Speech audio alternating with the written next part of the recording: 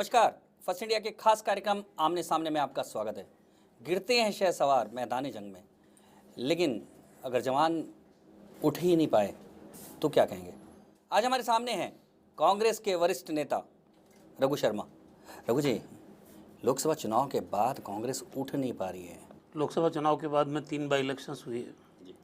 आप देखते हैं कि अगर असेंबली के चुनावों की हम स्थिति देखें तो 75% से ज़्यादा बीजेपी जीती थी सीटों पे, और इन 8-9 महीने में, बल्कि लोकसभा चुनाव के 3-4 महीने बाद ही स्थितियों में एकदम परिवर्तन है। वो 25% सीट जीत पाए, हम 75% सीट तो जीत गए रघु जी, लेकिन हालात कांग्रेस के जस के तस हैं। कांग्रेस का आम कार्यकर्ता निराश है। तत्कालीन स्थानीय मुद्दों को लेकर आप उपचुनाव भले ही जीत गए हो, लेकिन कांग्रेस के कार्यकर्ता की मानसिक स्थिति में कोई बदलाव नहीं नजर आ रहा। देखिए, समय हर चीज़ में लगता है। अभी एक साल का पीरियड तो कम से कम हनीमून पीरियड ही मानते हैं हम, चाहे राजस्थान सरकार का हो चाहे केंद्र सरकार का हो।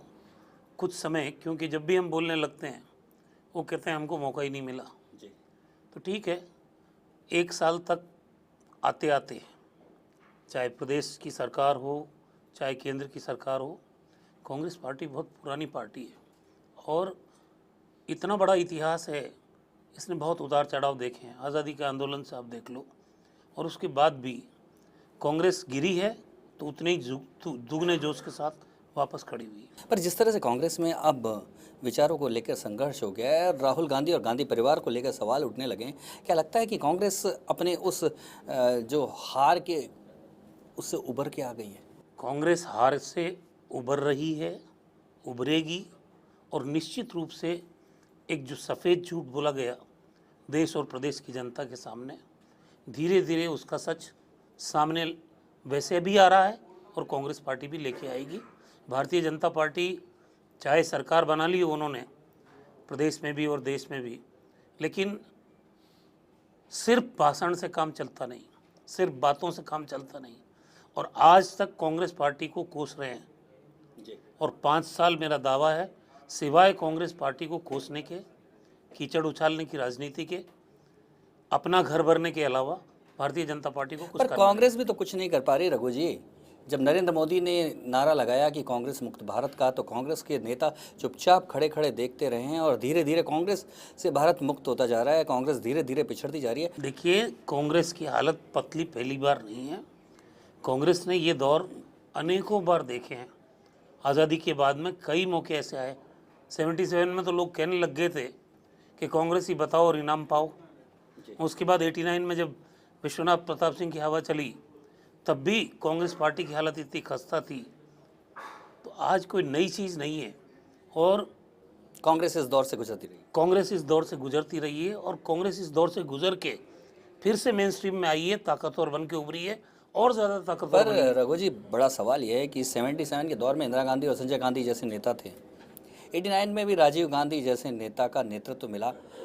अब राहुल को लेकर तमाम सवाल उठने लगे हैं, लोग पूछने लगे हैं वो है कहाँ, क्या करते क्या है, और देश के बारे में उनके विचार क्या हैं। आम जनता उनको समझ नहीं पा रही है और कार्यकर्ता निराशा है इस नेतृत्व को लेकर। आज भी हमारे पास सोनिया गांधी है, आज हमारे पास लीगेसी है पूरी। इंदिरा जी इस दुनिया से चले गई, राजीव गांधी इस दुनिया से चले गए, लेकिन जो लीगेसी उनकी है, जो योजनाएं उन्होंने बनाई है, जो देश का विकास उन्होंने किया, इन झूठे लोगों से पूछो कि ये प्रचार के दौरान कह रहे थे 60 साल में कांग्रेस ने कुछ नहीं किया, और वहाँ संयुक्त राष्ट्र संघ में जाके कह रहे हैं कि कांग्रेस को लोग सांप सपेरों का देश कहते थे, आज हमारे यहाँ माउस से खेलते हैं। जितने उद्घाटन प्रधानमंत्री जी ने किए, इसरो मंगलयान में हम गए, क्या नरेंद्र मोदी जी ने भेजा भारत को? कटरा में जो रेल लाइन गई, क्या नरेंद्र मोदी जी ने बिछाई? वहाँ लद्दाख में पावर स्टेशन जो बना 240 मेगावाट का, कोई इनकी देन है? ये सारी चीज़ें, एक तरफ आप ये कहो कि 60 साल में कुछ नहीं किया कांग्रेस पार्टी ने। रघु जी, यही सवाल उठता है कि 60 साल में बहुत किया जैसा, और ये तमाम उपलब्धियां भी कांग्रेस की सरकार के समय में शुरू हुई, लेकिन कांग्रेस का नेतृत्व क्यों नहीं इन चीज़ों को भुना पा रहा? क्यों एक दबा हुआ सा और ऐसा महसूस करता है? देखिए, एक सच्चाई जो कोई समझना नहीं चाहता, खुद नरेंद्र मोदी भी बोलते हैं इस बात को। हमने 10 साल केंद्र में सरकार चलाई, ये सच्चाई है। हमने 5 साल राजस्थान में सरकार चलाई, ये सच्चाई है। लेकिन कांग्रेस की कितनी सीटें थी? क्या कांग्रेस अपने दम पे वो सरकारें चला रही थी? तो एक कोएलिशन गवर्नमेंट की जो मजबूरियां थी, फिर भी हमने सोनिया गांधी जी की सूझबूझ से 10 साल भारतवर्ष को शानदार नेतृत्व दिया। अब ठीक है, एक एंटी इनकम्बेंसी का वातावरण बनाया गया और जिस तरह का झूठ बोला गया कि 60 साल में कुछ नहीं हुआ, उसका परिणाम आ गया। लोगों ने देखा ये पता नहीं अच्छे दिन आ जाएंगे। आज हर दिन मजाक बन गया है अच्छे दिन का। बिजली की दरें बढ़ाने की तैयारी है दूसरी बार, आपने डीजल का रेट बढ़ाया, आपने पेट्रोल के दाम जितने घटाए उतने बढ़ाए भी, आपने मालभाड़े में वृद्धि की, आपने रेल के किराए में वृद्धि की। पर कांग्रेस आप कहीं महंगाई विरोध पे करती हुई काबू नजर नहीं आ रही है। आप तमाम ये बातें बता रहे करेंगे हैं। करेंगे कांग्रेस वापस इतना बड़ा सेटबैक लगा है, इतनी बुरी स्थिति कांग्रेस पार्टी की आज तक कभी नहीं हुई। उससे उभरने में समय लगता है। पार्टी वर्कर्स का मनोबल इन 3 उपचुनावों को हमने जीता, बढ़ा हुआ है। अभी राजस्थान की जब बात करते हैं, स्थानीय निकायों के चुनाव हैं नवंबर के महीने में, उसके बाद पंचायत राज के चुनाव हैं। इन चुनावों में तेज़ी से कांग्रेस उभर कर सामने आएगी। हम परिणाम देंगे शानदार। और जनता इतनी त्रस्त है कि जितनी योजनाएं हैं कांग्रेस सरकार की जो गरीब के हित में थी, तमाम योजनाओं पे कैची पर चली। रघु जी, बात ये भी सही है कि वसुंधरा जी हर बार ये मुद्दा उठा रही हैं और इसका कांग्रेस के पास कोई जवाब नहीं है कि अशोक गहलोत ने जो राज्य उनके विरासत में छोड़ा था, एक बिल्कुल लुटा पिटा और कर्जदार राज्य छोड़ के गए वो, ऐसे हालात में उससे उबारने में वसुंधरा जी ने पूरी शक्ति लगाई है। क्या शक्ति लगाई है? ये 10 महीने से लगातार कोई मंत्रिमंडल का गठन नहीं हो पा रहा। इतना मैसिव मैंडेट आपको दिया, 163 सीट राजस्थान के इतिहास में किसी पार्टी को मिली नहीं। क्या मजबूरी है आपकी?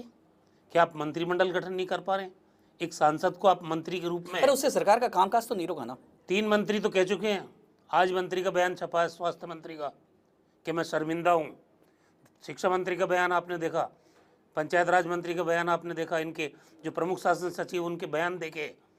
तो लाचार सरकार दी है 163 के प्रचंड बहुमत के बाद भारतीय जनता पार्टी ने, ये सच्चाई है। पर फिर भी रघु जी, ये बात हम मान लें कि जो पिछली कांग्रेस गवर्नमेंट के दौरान जो तमाम बिजली से लेकर तमाम कानून व्यवस्था की जो समस्याओं पे जो सवाल उठते थे और भाजपा के बड़े बड़े आंदोलन हमने देखे हैं और जनता भी उलटती हुई देखी, ऐसा पिछले दिनों कुछ नहीं है। एक आंदोलन भारतीय जनता पार्टी ने नहीं किया। मेरा दावा है 4 साल तो इनकी नेता लंदन में बैठी रही। नेता प्रतिपक्ष का 2 साल तक फैसला नहीं हुआ और सदन के अंदर इतनी बड़ी संख्या थी। हम तो 21 हैं, आप 24 हो गए, ये तो 80 थे। तब भी भारतीय जनता पार्टी बोनी साबित हो रही थी विधानसभा के अंदर। न सदन के अंदर सरकार को घेरा इन्होंने, न सदन के बाहर इन्होंने कोई प्रदर्शन किया, मुझे तो याद नहीं है। लेकिन इसका ये मतलब नहीं कि कांग्रेस नहीं करेगी, हम करेंगे। आज आपको ये निवेदन करना चाहता हूँ, आपके माध्यम से प्रदेश की जनता ये जान चुकी है कि ये सरकार कुछ नहीं करने वाली है। समानीकरण के नाम पर जो स्कूलें हमने खोली उसको बंद करने का काम पर कर रघु जी, यही सवाल उठता है कि ये सरकार का कहना है और तमाम विशेषज्ञ भी कह रहे हैं, जिस तरह से कांग्रेस ने लूट मचा दी थी शिक्षा के क्षेत्र में, जहां जरूरत नहीं थी, केवल पॉलिटिकल प्रेशर से जहां मन में आए वहां स्कूल खोल दिए थे, उसका खामियाजा ये हुआ कि उन स्कूलों में बच्चे ही नहीं थे और मास्टर की तनख्वाह बेकार जा रही थी। ऐसे में ये गलत है। भारतीय जनता पार्टी अपने निकम्मेपन को छुपाना चाहती है। जिस शिक्षक भर्ती का हम पे आरोप लगाया था, उस शिक्षक भर्ती को ये कर नहीं पा रहे हैं, इसलिए उन स्कूलों को बंद कर रहे हैं। आज कल्याणकारी सरकार की कल्पना लेके आप सरकार में बैठे हो, तो स्कूलें बंद करने का कोई कारण नहीं मुझे नज़र आता है। आपकी प्रॉब्लम क्या है? आपकी प्रॉब्लम है आपके पास शिक्षक नहीं है, पढ़ने वाले बच्चे हैं। ऐसी सैकड़ों स्कूलें मैं आपको बता देता हूँ जहाँ बच्चे हैं लेकिन आपके पास शिक्षक नहीं है। और सबसे बड़ी प्रॉब्लम ये है कि इस जयपुर शहर के स्कूल में 200 बच्चे और 40 शिक्षक, 20 बच्चे और 15 शिक्षक क्यों नहीं भेज देते बाहर? हिम्मत दिखानी पड़ेगी। यही मेडिकल का हाल है, यही सड़कों का हाल है, यही पानी की पेयजल की व्यवस्था का सवाल है। आज एक कदम ये सरकार आगे नहीं बढ़ी। इनको पूछो, 3 संभागों में तुम घूम के आए हो, वहाँ की जनता की आंखों में धूल क्यों झोंक रहे हो?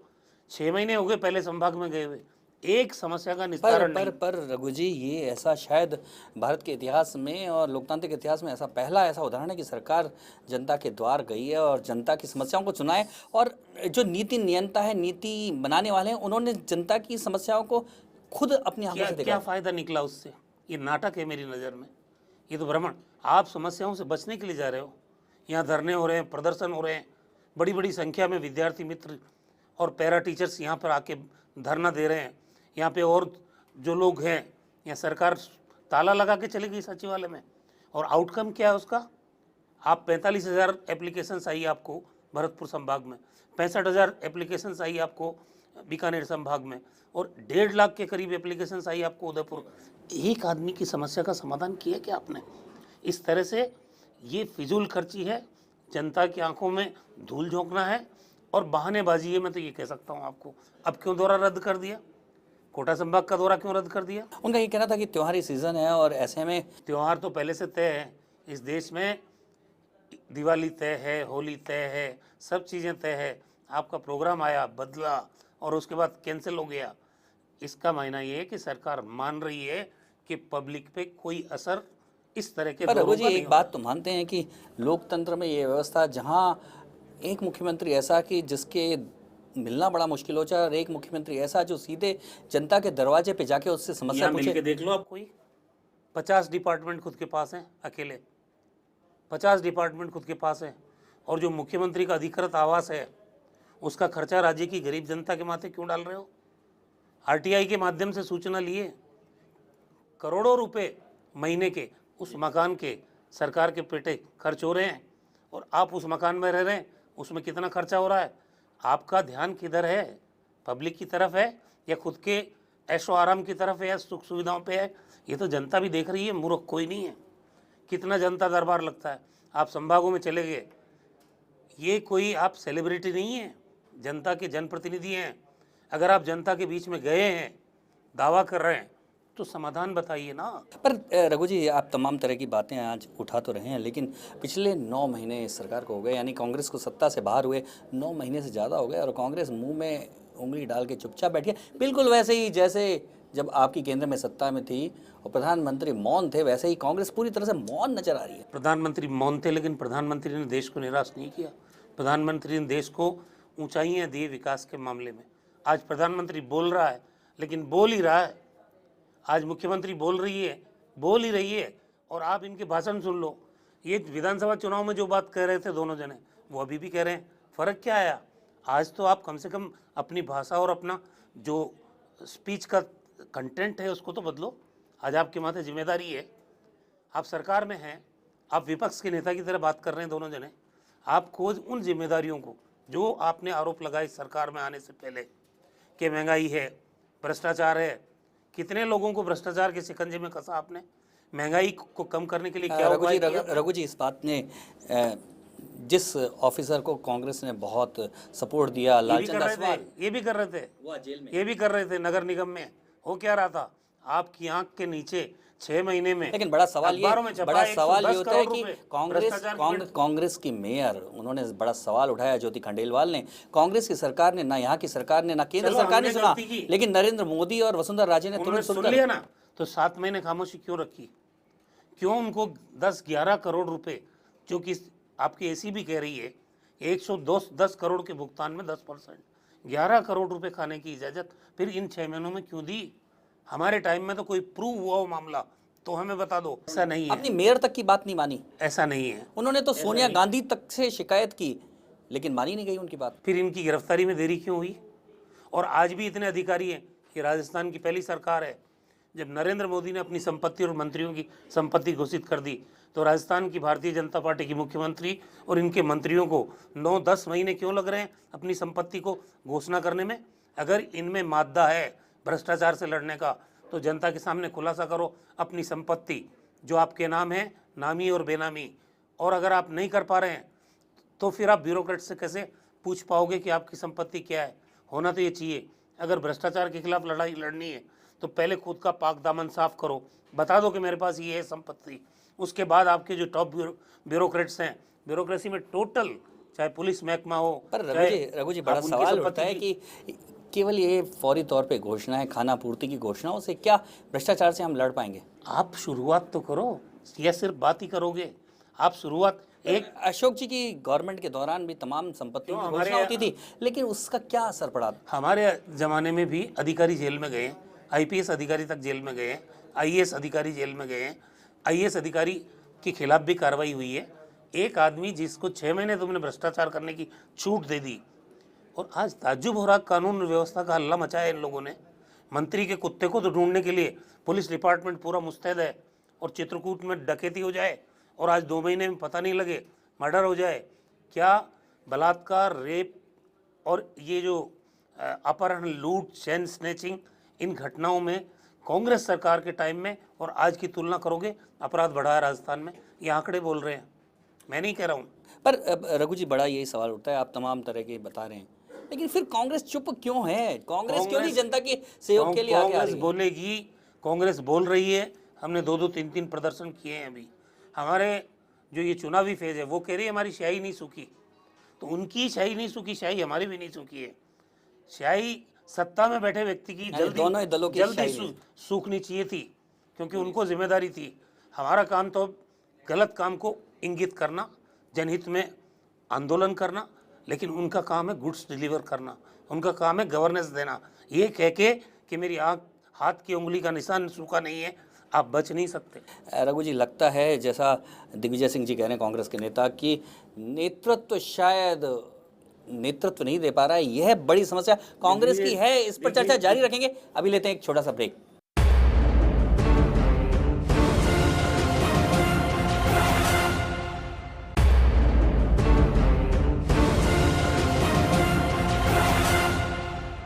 ब्रेक के बाद आमने सामने में आपका एक बार फिर स्वागत है। आज हमारे साथ हैं कांग्रेस के नेता रघु शर्मा। रघु जी, बात हो रही थी, दिग्विजय सिंह कह रहे हैं कि राहुल गांधी वो सही नेतृत्व नहीं दे पा रहे। दिग्विजय सिंह क्या बोलते हैं क्या नहीं बोलते इस पर मेरे को नहीं जाना।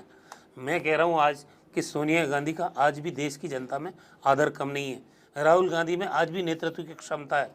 सत्ता से चले जाने का ये मतलब नहीं है कि आप में नेतृत्व क्षमता नहीं है। कांग्रेस पार्टी, मैं आपको कह रहा हूँ, फिर से खड़ी होगी। आने वाले 6 महीने में आप देखेंगे कि इस प्रदेश में और देश के स्तर पर कांग्रेस पार्टी, जिसका ग्राफ इतना तेजी से बढ़ेगा, इन्हीं दोनों नेताओं के नेतृत्व में बढ़ेगा। तब हमें दिग्विजय सिंह, जो सत्ता में रहते हैं तब दूसरी भाषा होती है, और सत्ता में जब नहीं है कांग्रेस, इस तरह के बयान शोभा नहीं देते। पर रघु जी, बात यह है, कहाँ राहुल गांधी न संसद में दिखाई देते, न सड़कों पे दिखाई देते, न किसी मुद्दे को लेकर मोर्चा लेते। ऐसा नेता से कैसे कांग्रेस आगे बढ़ेगी आखिर में? आज जम्मू कश्मीर में बाढ़ आई, कितने भारतीय जनता पार्टी के नेता गए? राहुल गांधी गए, सोनिया गांधी। आपके ही सहयोगी उमर अब्दुल्ला की सरकार है, जो कि पहले सहयोगी थे, उन्होंने तक केंद्र सरकार की तारीफ की। उन्होंने ही कहा था, फारूक अब्दुल्ला साहब ने, कि ये नरेंद्र मोदी को समुद्र में डुबो देना चाहिए। अब नेताओं के बयानों पे तो आप मत जाइए। जनार्दन सिंह द्विवेदी अब कहने लगे कि 70 साल से ऊपर के लोगों को तो रिटायर कर देना चाहिए। इस तरह की बातें भी उठने लगी। क्या लगता नहीं है कि राहुल गांधी अपने आप में एक समस्या बन गए हैं कांग्रेस पार्टी के लिए, बोझ बन गए हैं? राहुल गांधी न पहले समस्या थे, न आज है, न आने वाले समय में होंगे। राहुल गांधी इस देश का भी भविष्य है और कांग्रेस पार्टी का भी भविष्य है। आम आदमी की पार्टी का दावा होने करने वाली ये कांग्रेस पार्टी केवल एक परिवार की पार्टी रह गई। गांधी नहीं है तो कांग्रेस है नहीं। सुनिए आप, 31% कुल वोट आया बीजेपी को जी, 282 सीटें आ गई। आपस में कितने लोग लड़ रहे थे? आपस में समान विचारधारा के लोग, 3-3, 4-4 दल एक सामने लड़ रहे थे, और इन्होंने कम्युनल कार्ड खेला। एक परिणाम आ चुका, इसकी बात अलग है। लेकिन आप ये नहीं कह सकते कि कांग्रेस को आज भी 10 करोड़ हिंदुस्तान के लोग, जितना वोटिंग हुआ, उन्होंने मतदान करके अपना समर्थन दिया। पर एक परिवार के भरोसे कब तक चलोगे? कोई किसी के भरोसे नहीं है। परिवार के नेतृत्व में दम है। ये कांग्रेस पार्टी है। अगर नेतृत्व में दम नहीं हो तो नेतृत्व को कौन स्वीकार करता है आज के जमाने में?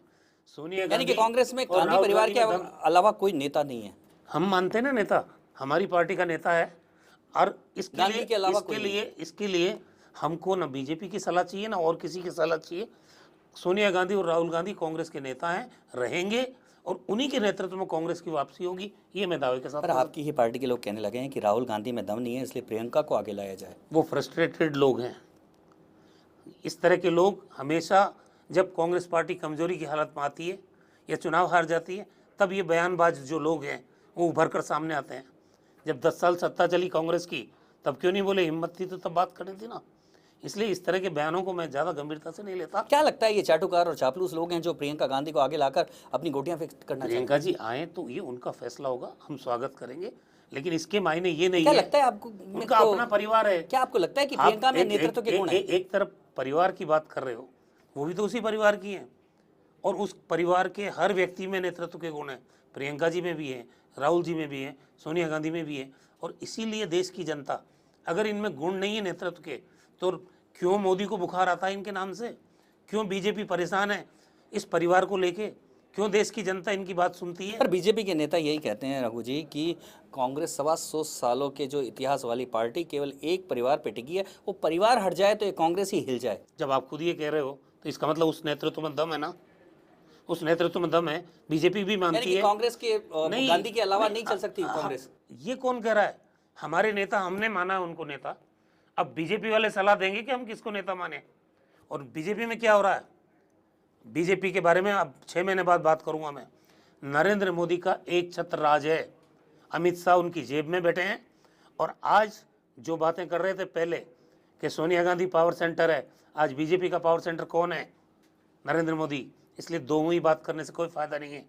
अमित शाह कठपुतली है भारतीय जनता पार्टी के प्रधानमंत्री की, और आज पावर सेंटर बन गए नरेंद्र मोदी। ये बीजेपी के नेताओं के दिल को जाके पूछो, उनके दिल पे क्या गुजर रही है, और 6 महीने बाद बात करेंगे।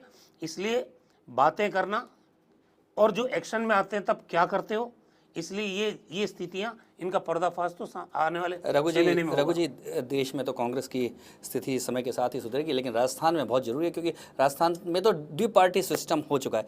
लेकिन राजस्थान में कांग्रेस आगे बढ़े, इसके लिए क्या कर राजस्थान में कांग्रेस पार्टी मजबूती के साथ आगे बढ़ेगी। सचिन पायलट के नेतृत्व में नौजवान हैं, उनमें ऊर्जा है, मेहनत करते हैं वो, और उनकी मेहनत का बहुत बड़ा योगदान है कि आज 4 में से 3 सीट जीते। पर उनके बारे में है प्रचार कि वो चॉकलेटी नेता है, वो ग्राउंड के नेता नहीं है, संघर्ष के नेता नहीं है, वो जूझने वाले नेता नहीं है। भारतीय जनता पार्टी की मुख्यमंत्री ने यही तो कहा था, और मैं इसको बददिमागी के श्रेणी में रखता हूँ कि किसी भी पार्टी के प्रमुख को, चाहे वो उम्र में कितना भी छोटा हो, उसके बारे में ये कहो कि वो सीख रहा है, नौसिखिया है।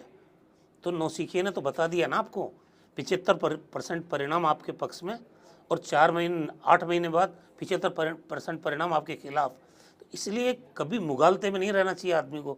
जो भी राजनीति में है, जनता की सेवा के बीच में है, सत्ता आ गई ठीक है, लेकिन आप आज चुनाव करा लो, आम चुनाव, अगर हिम्मत है तो आपको पता चल जाएगा आप कहाँ खड़े हो 9 महीने 10 महीने के पर बाद। कांग्रेस को पहले अपने नेतृत्व का मुद्दा तो सुलझाना होगा, क्योंकि आज कौन नेता उलझा होगा? हुआ ही नहीं है नेता। पार्टी की नीतियां साफ है, पार्टी का नेतृत्व तो सामने है। राज्य में सचिन पायलट नेता है। सचिन पायलट राजस्थान में नेता है। अब अशोक गहलोत और सीपी जोशी जैसे लोगों, उन्होंने बहुत सेवाएं दी है राजस्थान को।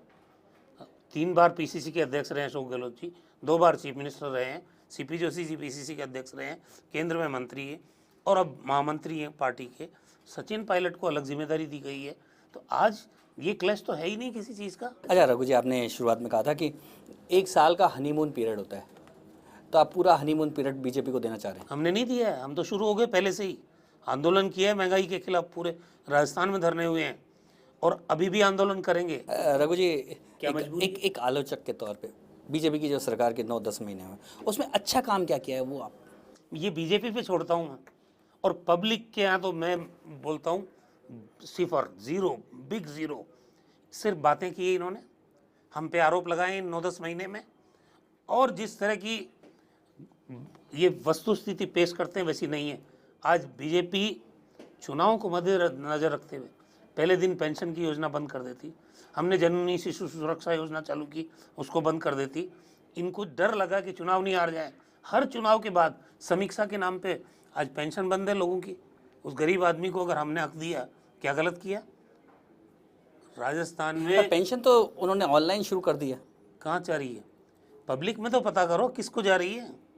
इसका सर्टिफिकेट तो पब्लिक देगी, ना तो मैं देने वाला हूँ, ना बीजेपी देने वाली है। पर रघु जी, एक बड़ा सवाल आपने ये उठाया कि सरकार का विस्तार नहीं हो पड़ा, लेकिन कांग्रेस की प्रदेश कार्यकारिणी भी तो नहीं बन पा रही। सचिन पायलट को वहाँ भी तो छूट नहीं मिल रही। सचिन पायलट वहाँ भी तो लिस्ट लेके घूम रहे हैं। बहुत जल्दी आने वाली प्रदेश की काफी कार्यकारिणी। दिनों से हम भी सुन रहे हैं। नहीं आएगी।